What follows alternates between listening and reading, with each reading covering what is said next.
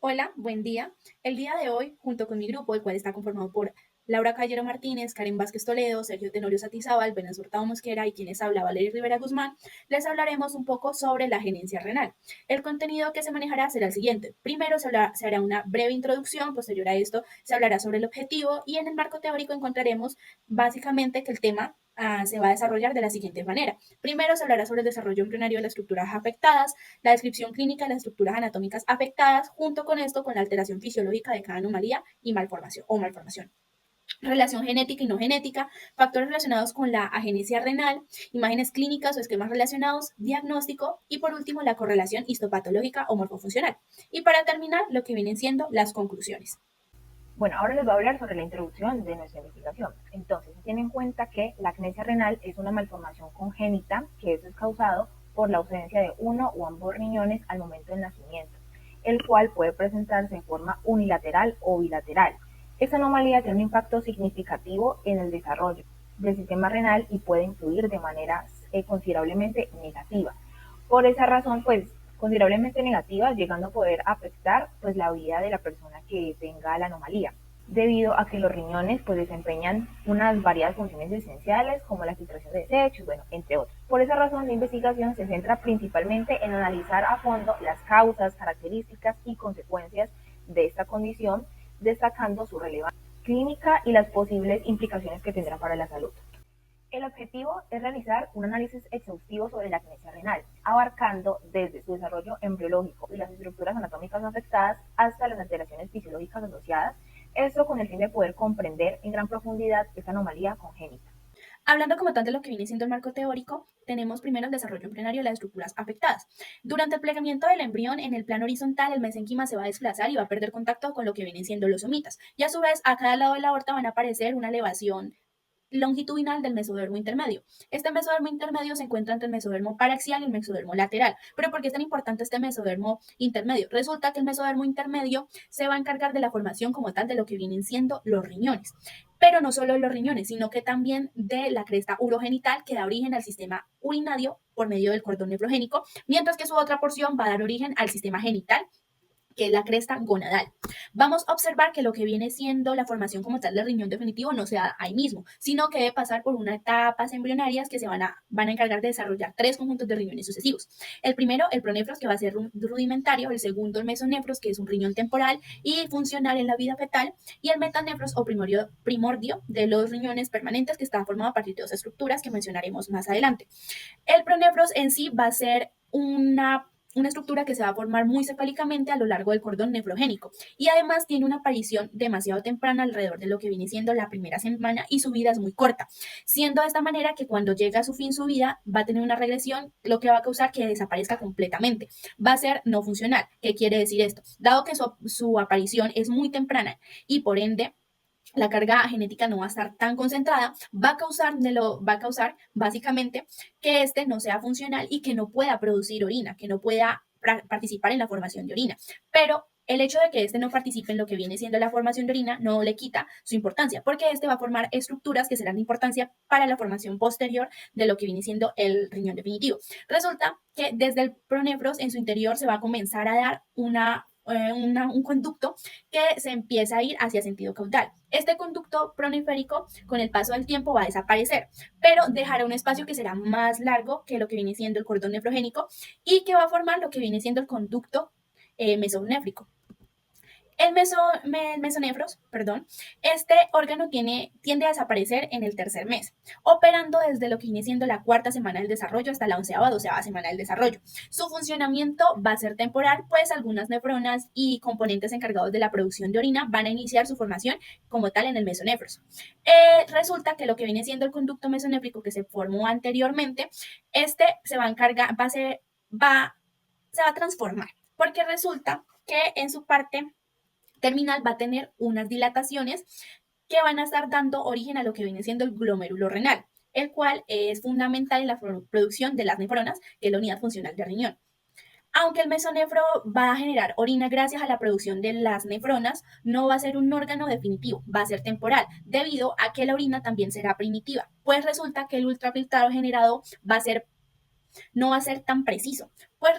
Pues ya que los riñones no están bien formados, la orina no va a cambiar en sí su consistencia desde el lugar del origen hacia el lugar de excreción. Ya hablando del metanefros o primordio de los riñones permanentes, vamos a observar que se van a comenzar a desarrollar en la quinta semana y empiezan a ser funcionales alrededor de la cuarta semana después de su formación, es decir, en la novena semana. Está formado a partir de dos estructuras, la yema uretral o divertículo metanefrénico y blastema metanofrénico o masa metanefrénica de mesénquima. Ya hablando como tal de cada una de estas estructuras, tenemos que la yema ureteral es una evaginación que surge en el conducto mesonéfrico cerca de la entrada de la cloaca y esta va a dar origen a lo que viene siendo la porción colectora del sistema que corresponde principalmente a lo que viene siendo la uretra, la vejiga, las uréteres, una zona del riñón conocida como la pelvis renal que se ramifica hacia el interior del riñón y forman los cálices renales y un conducto pequeño conductor que es el colector, pero no da origen a todos de estos, sino que da origen a lo que vienen siendo los uréteres, pelvis renal, cálices renales y conducto colector. La vejiga y la uretra están formados a partir de otra estructura. Ya como tal, lo que viene siendo la porción del plasma metanofrénico va a estar formada de la porción caudal del cordón nefrogénico, es decir, directamente lo que viene siendo el mesodermo intermedio, y se va a encargar de la formación del resto de la estructura del riñón. Básicamente se encarga de la formación de las nefronas y de las zonas tubulares, lo cual le dará la funcionalidad al riñón. Resulta que algo muy importante tener en cuenta es que tener una genencia renal no quiere decir que tengamos una genencia en los uréteres, porque dado que están originadas de estructuras diferentes, si la formación falla en cierta parte, en la otra puede que no falle, y por ende podemos encontrar presencia de uréteres y no de riñones. Continuando con lo que es la descripción clínica y las estructuras anatómicas afectadas, vamos a tener que la genesia renal la vamos a describir o se va a describir como una malformación congénita que también está asociada a factores ambientales maternos como lo que es el consumo de alcohol, la obesidad materna o la diabetes mellitus. Esta anomalía se va a caracterizar porque hay una ausencia del tejido renal y eso va a causar un defecto del desarrollo embrionario temprano en donde el primer signo que se va a identificar es una fosa renal vacía. Entonces vamos a identificar la presentación de la agenesia en dos formas, una unilateral y otra bilateral. Tenemos que la agenesia unilateral generalmente es asintomática y es compatible con la vida, aunque puede ser que en una vida adulta un riñón unilateral hipertrofiado pueda desencadenar una disfunción renal e hipertensión. Por otro lado, tenemos la agenesia renal bilateral y esta anomalía fetal se va a asociar con anemia que va a conllevar a lo que se conoce como el síndrome de Potter e hipoplasia pulmonar. Entonces vamos a tener como estructuras anatómicas afectadas principalmente lo que son los riñones, donde en la agenesia unilateral, por lo general el riñón que existe sufre de una hipertrofia y a lo largo del plazo puede desencadenar una disfunción renal e hipertensión. Por el otro lado tenemos que la agenesia renal bilateral, donde lo que va a ocurrir es que hay una ausencia total de la producción de orina desde el desarrollo temprano embrionario y esto lo que va a hacer es que haya aparición de anhidramnios y la aparición de secuencia de Potter. Tenemos como segundo los pulmones, que debido a ese aumento que hay en el líquido amniótico va a haber incrementado el líquido pulmonar fetal y también va a desencadenar presión transpulmonar y movimientos fetales que van a ser críticos como tal para el feto. También se va a afectar la vasculatura pulmonar y va a desarrollar que la transición de la circulación fetal a la neonatal sea inadecuada. Vamos a tener también lo que es los uréteres más asociados a lo que es la agenesia renal bilateral, donde hay atresia uretral y el tracto urinario inferior y va a impedir que haya flujo de orina hacia el exterior. Ese cúmulo en el interior de orina va a causar que haya una presión que pueda obstruir pues como tal en el desarrollo de lo que son los pulmones. Y tenemos la cara y las facciones que en la agenesia renal bilateral con anhidramnios va a dar hincapié a lo que es la aparición de facies de Potter, donde se observa varias características como lo son una cara plana, nariz picuda, ojos separados y un mentón que está retraído. Relación genética y ambiental. Con respecto a la relación genética, se ha visto que el 30% de los casos de agenesia renal van a estar relacionados con una anomalía o un síndrome genético. También se ha visto que hay una gran variedad de genes que cuando sufren una anomalía generan agenesia renal. Voy a hablar sobre algunos de estos. El primero sería gen RET, que su función es que codifica un receptor de tirosina quinasa crucial para la señalización en el desarrollo del sistema urinario y nervioso. Este gen está asociado con la agenesia renal y también con un síndrome llamado IRS-PUNC.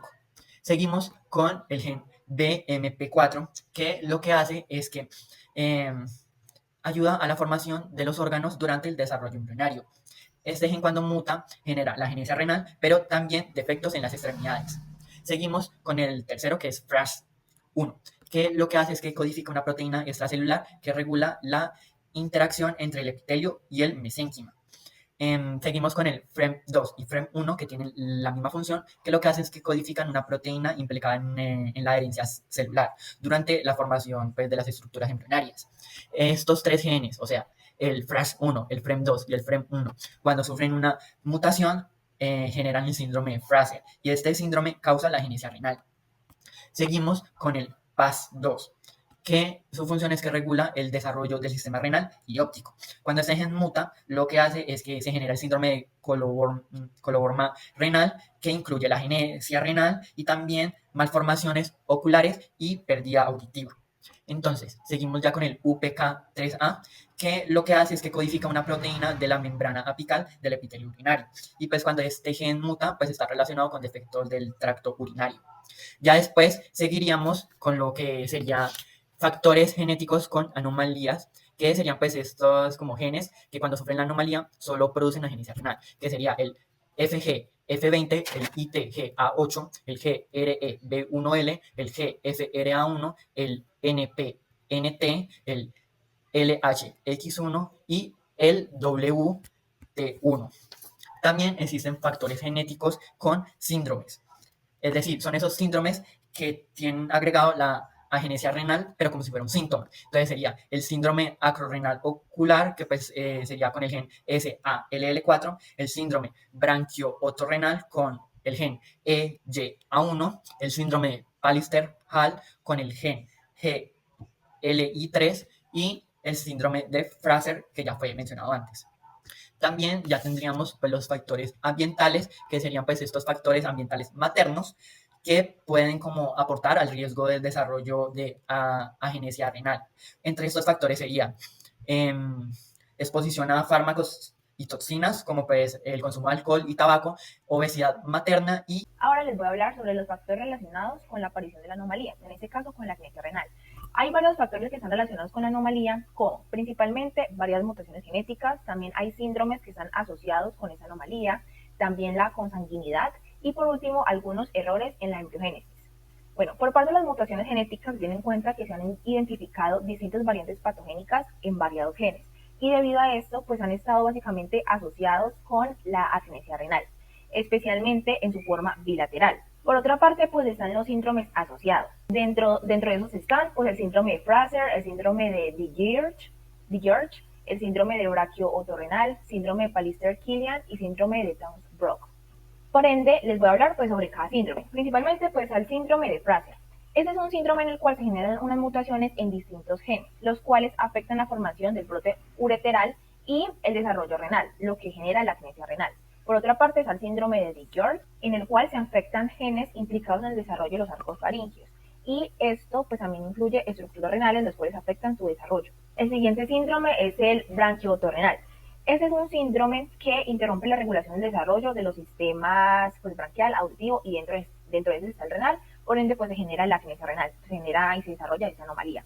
El siguiente es el síndrome de Pallister-Killian, el cual provoca distintas alteraciones genéticas que pues llegan a impactar el desarrollo temprano de órganos, dentro de ellos incluidos pues los riñones para desarrollar pues la anomalía. Y pues ya por último está el síndrome de Townes-Brocks, el cual también se generan mutaciones en un gen que afecta los procesos claves de la embriogénesis. Pues principalmente tienen en cuenta que en los riñones estas alteraciones comprometen la formación de los metanefros y de esa manera pues resultando la agenesia renal. Otro factor que también está relacionado pues, con el desarrollo de esa anomalía es la consanguinidad, debido a que la consanguinidad puede aumentar el riesgo a que se genere la agenesia renal, debido a la gran probabilidad que se tiene pues, para heredar mutaciones recesivas de genes implicados con el desarrollo renal. Y pues ya por último está que se pueden generar errores en la embriogénesis, debido a que cualquier interrupción que se genere en los procesos que controlan la diferenciación celular y la morfogénesis pues puede resultar o puede pues, generar o conllevar a que se genere la agenesia renal. Así que pues estos factores que acabo de mencionar son como los más destacados y más relacionados para el desarrollo de la anomalía, pues principalmente como se logró evidenciar es por distintas mutaciones genéticas las cuales pueden conllevar a que es como que lo que más resaltó allí y la probabilidad más grande por la que se pueda generar. También por varios síndromes que pueden conllevar fácilmente a que se genere esta atenesia. Continuamos con las imágenes clínicas. En la figura 1 vamos a encontrar una fosa renal vacía con un signo suprarrenal, que se le conoce como acostado. En la figura 2 vamos a encontrar una tomografía axial computarizada abdominopélvica, en donde la agenesia renal va a ser en su parte izquierda. Continuamos con la figura 3, en donde analizamos que está seleccionada un punto en donde va a haber una ausencia de flujo de la arteria renal en la imagen Doppler color coronal en un caso de agenesia renal, pero bilateral, es decir, en ambos riñones. En la figura 4 se observan las características en donde van a aparecer cuando se presenta esta patología. Es una cara aplanada, con puente nasal bajo, surcos palpebrales, orejas de implantación baja y piel redundante en el cuello. Ahora, en la figura 5, se encuentra una hipoplasia renal en su parte izquierda, mientras que en la derecha se presenta la agenesia renal. Y ya en la figura 3 vamos a encontrar la disección de un feto de sexo masculino con 19,5 semanas, en donde va a presentar o se ve una agenesia renal bilateral. Bueno, continuando con lo que es el diagnóstico, vamos a tener que para detectar esta anomalía se van a hacer diferentes pruebas. Entre ellas tenemos primero la amniocentesis, que va a ser un diagnóstico prenatal invasivo a partir de la obtención de líquido amniótico entre 15 a 20 mililitros y se va a realizar a partir de la semana 15 de gestación. Esta se va a obtener mediante la introducción pues como de una aguja con un calibre de 22 G por medio de la zona anterior de la pared abdominal y uterina de la mamá para alcanzar también la cavidad amniótica y poder realizar un estudio y detectar pues trastornos genéticos mayoritariamente. Vamos a tener también muestreos de vellosidad escoriónica, que también es invasiva, utilizado en diagnósticos prenatales. Se va a tener una muestra de vellosidad escoriónica, ya sea a través del cuello uterino, de la vía transcervical o transabdominal, y se va a utilizar mayoritariamente para estudio de cromosomas fetales. Tenemos el análisis de microarrays cromosómicos, que es una técnica que va a utilizar la tecnología pues, de microarrays cromosómicos mediante arrays o hibridación genómica comparativa. Y estas muestras van a ser en biopsias de líquido amniótico, sangre o puede ser de vellosidad escoriónica y van a detectar pues como las variaciones en el número de copias del genoma. Tenemos también lo que es la biopsia placentaria, que es en este caso la agenesia renal va a ser utilizada en caso tal de que no se realice una prueba de amniocentesis. Y se va a realizar con el fin de obtener información ya sea genética o cromosómica. Y vamos a tener la prueba de panel genético o secuenciación del exoma también, en donde se hace un estudio de paneles que emplean los genes específicos de la enfermedad, va a definir las regiones pequeñas de las reordenaciones genómicas y los cambios en las secuencias de los genes para poder detectar si hay alguna alteración cromosómica y de genes únicos que anteriormente eran inexplicados. Y por último, también tenemos lo que es el ADN fetal libre. Esta prueba se va a realizar mediante un análisis de sangre en mujeres embarazadas. Se va a hacer un aislamiento de ese ADN fetal libre en plasma y se va a detectar por medio, por ejemplo, de varios métodos, como por ejemplo el de reacción en cadena de la polimerasa cuantitativa, y esto va a llevar a la detección de anomalías morfológicas y o genéticas de forma específica. Ahora continuamos con la correlación morfofuncional. En esta se pueden desarrollar dos casos. El primero es cuando se presenta la agenesia unilateral, en donde se puede evidenciar que va a haber una adaptación de ese único riñón, por lo que se va a generar una hipertrofia compensatoria para suplir todas esas funciones del faltante y así no se genere un desequilibrio dentro de todo lo que implica tenerlos a ambos funcionando. A pesar de esto, se debe aclarar que eso puede desencadenar una serie de condiciones que pueden impactar negativamente en el organismo. Es por eso que se menciona tanto que se ha convertido como un reto para la salud.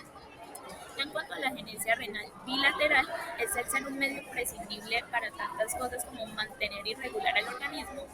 El presentar la ausencia de ambos riñones no va a ser compatible con la vida.